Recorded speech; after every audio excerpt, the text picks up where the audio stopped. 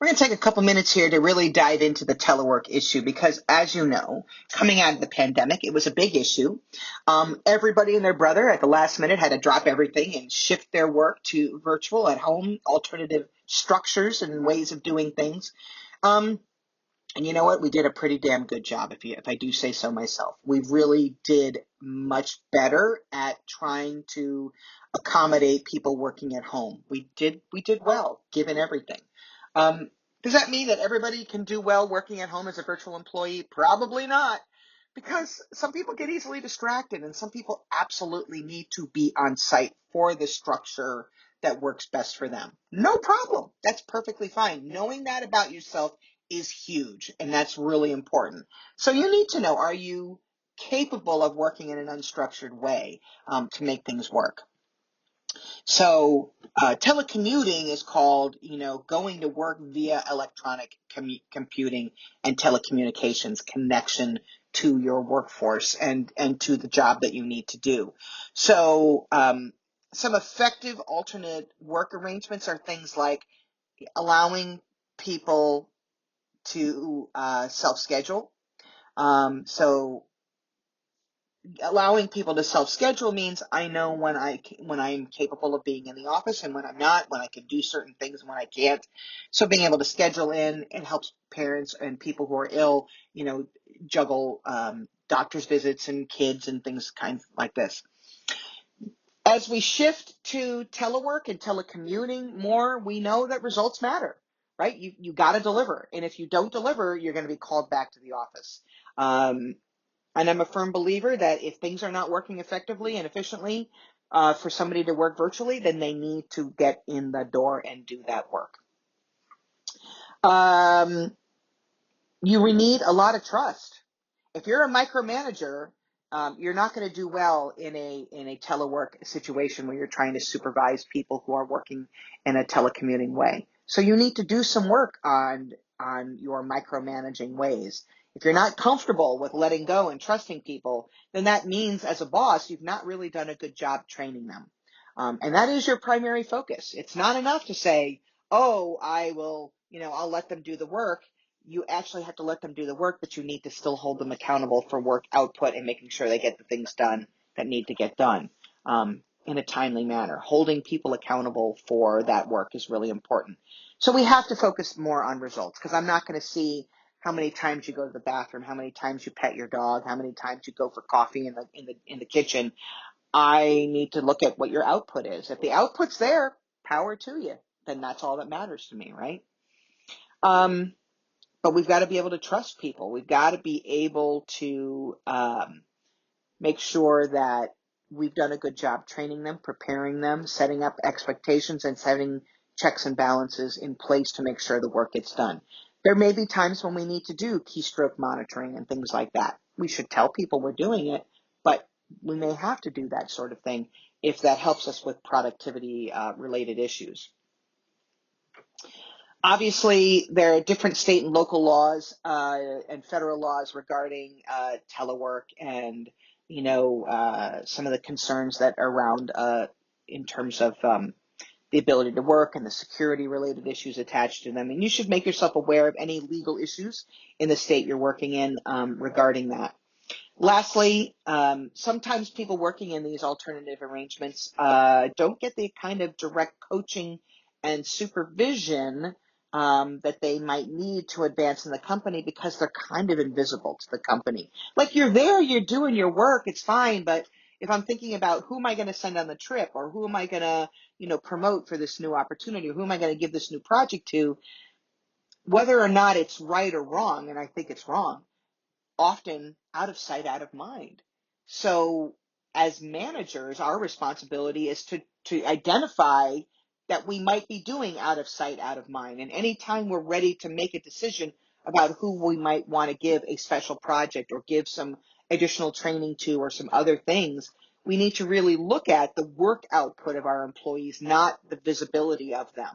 Like cheeks in the seats, as you say, is not always a good way of determining work output. Just because someone's sitting at their desk in full view doesn't mean they're productive. So we want to make sure we are thinking about that in that manner. this next slide illustrates that telecommuting really started to upswing probably around 2011, 2012. And we start to see the numbers going up. So even before the pandemic, this notion of telecommuting and virtual teams work was a big part of research that's been done on the way teams function and interact with each other, particularly global teams dealing with that. And then, of course, the increase in the use of it. So the work from home benefit, and it's considered a benefit to many people, being able to have the luxury of working from their home office, right? Although as I look around in my own home office here, it's pretty messy looking. So I gotta make some changes here at home so I can be more comfortable in my office. But the benefit of working from home has definitely increased tremendously, and this goes up to 2020, right? And as you'll see in the next slide, even though we had a huge jump, obviously because of the pandemic, people working in telecom, we noticed that people the adjustment came back down to normal levels, which you'll see in the next slide. So hold on, and we'll get to that next. So you can see here in this illustration, while these are not equivalent graphs, the previous one and the current one, what this shows is that if there are 20 work days in a typical month, how many days out of 20 would you telecommute? And it went up quite a bit, obviously during 2020 and into 2021. And then in 2022, we had an adjustment, but it's actually remained fairly stable and above previous levels. So as you can see there, so it was here, and then it's bumped up to here. And the goal is for us to recognize that people know you can work effectively at home, that we don't always need to see people to be able to do that. And there's a video that you should be watching from Daniel Pink on motivation, talking about autonomy and how valuable autonomy is to employees. It's what we call an intrinsic motivator. And autonomy, as we'll get to when we get to the motivation lectures, autonomy is so key to how we identify ourselves as good workers, being able to work independently, to take responsibility for our work. Those of us that are have a good, hard work ethic, can work autonomously quite readily. And telecommuting capitalizes on that. People who we know can work more autonomously or do well at working virtually. The last thing we're going to cover is multi-generational workforces. And the most recent stats I have from 2022, and I'm sure that the numbers have obviously changed since then, but pre-baby boomers, which is basically anybody born before 1946, so they were born during the Depression era or during World War II rather, they represent less than 0.5% of workers. There are still some out there. There are still people actively working, going to their job every day, but they are fewer and fewer, obviously, and certainly in 2024, I'm sure it's less than 0.5% now. Baby boomers, the first wave baby boomers were those born in the late 40s and early 50s. They represent less than 5%, and that number is shrinking as well, but not as fast. Simply because a lot of baby boomers didn't retire like what they had originally thought. And that part of that came down to, the mortgage crash in 2008. Many of them were poised to go. The stock market crashes, everything falls apart. Well, and you can't really retire comfortably if your retirement portfolio has disappeared. So many of those first wave boomers and even the second wave boomers did not retire as quickly as anticipated. But they are starting to leave now, but they are working longer. And we'll see in a few minutes about what that means and why. Gen X, which is our folks from around 1965. I was born in 63. I relate much more to Gen X than I do to boomers. So I consider myself a Gen X, mostly because personality-wise. It very much aligns with the way I see things. We represent about a fourth of the workforce right now. The Gen X is the people that are heading into senior leadership in organizations. And Kamala Harris, running for office is definitely Gen X. Others, around her, in that peer group, if you will, is our Gen X. So we're starting to see a shift in leadership to people in that Gen X generation. After that is the millennials, and they differentiate between first wave and second wave, but generally our millennials are from about 1978, late 70s, early 80s to mid to late 90s. My daughter identifies much more as a millennial in terms of being born in 1997 than she does as a Gen Z. But they represent, a growing proportion, but they're getting there little by little, more and more, obviously out there. Because 1997 is about 27 years old, almost 28 years old. So these are people that are starting to establish themselves in the workplace quite readily. So I'm sure that number has grown quite a bit from the 2022 numbers. And all of these generations, whether we're talking the traditionalists or the pre-boomers, the boomers, the Gen X, the millennials, the Gen Z, they're all different. Not one is better or worse than another, but each generation is reflective of the experiences that they had growing up that framed the way that they see the world. And I'll take you through that in a few moments here. But they differ on perspectives, their working styles and what they value, how they like to communicate, and the way they manage conflict resolution. It's different generation to generation. So we'll get into that here in a few seconds. Our traditionalists, our pre-boomers, are also known by a whole bunch of different names. The G.I. Joe generation, the industrialists, the Depression babies, radio babies.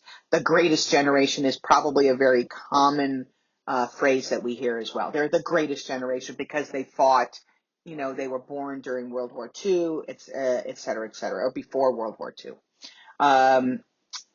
The things that really framed the way that they see the world were the Great Depression in the late 20s and through the 30s, leading into World War II. And then, of course, the World War II and then the Korean War. These are major upheaval events that really influenced their worldview.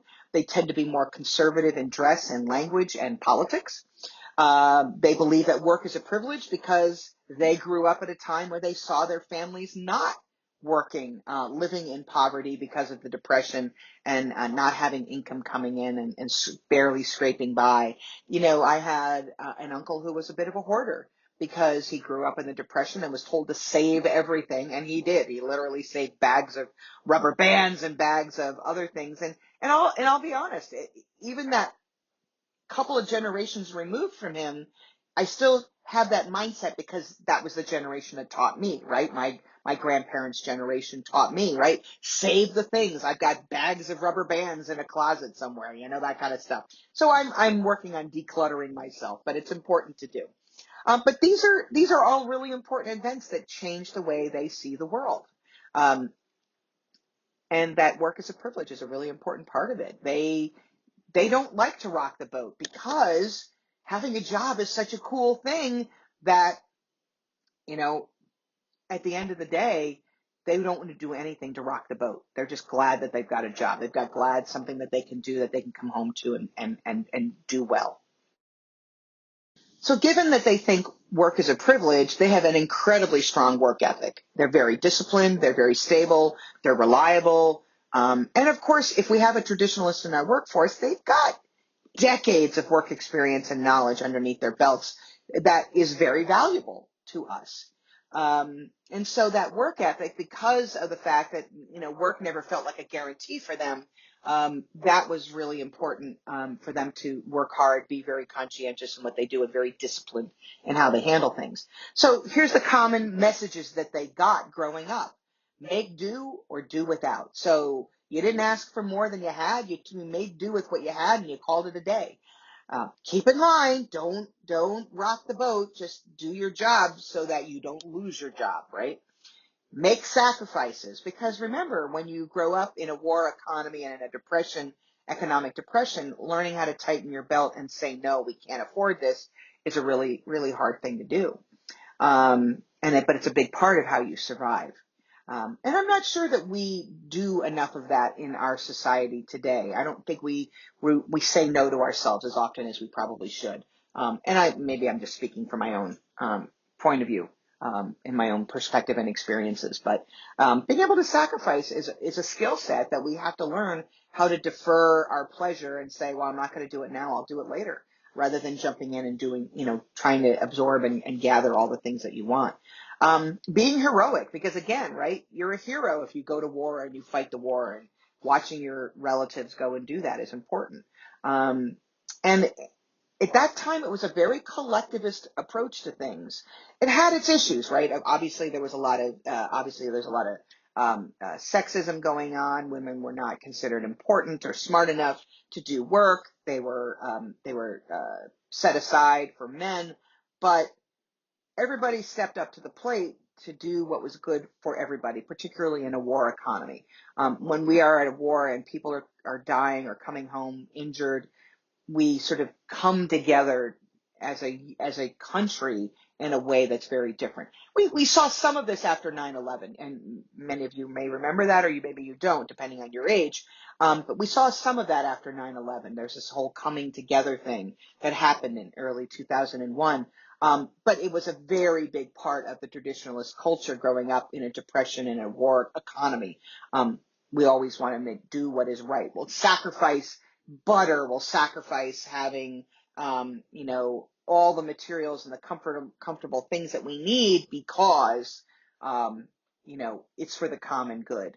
And so we heard people, go, yeah, my mom only likes margarine. Why? Because she grew up only eating margarine because butter was not available to you because of, milk was being used to help our soldiers, abroad and those kinds of things. So it's very interesting, as you think about why, certain generations do things, understanding the messages that they got, unconscious and conscious messages that they got about that.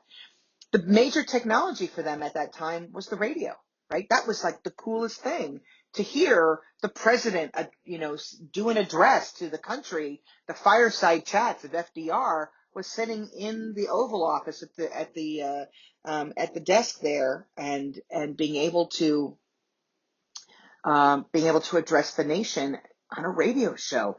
Radio was considered so wild, but it became, a baseline technology that we just take for granted today. But it was so revolutionary at the time.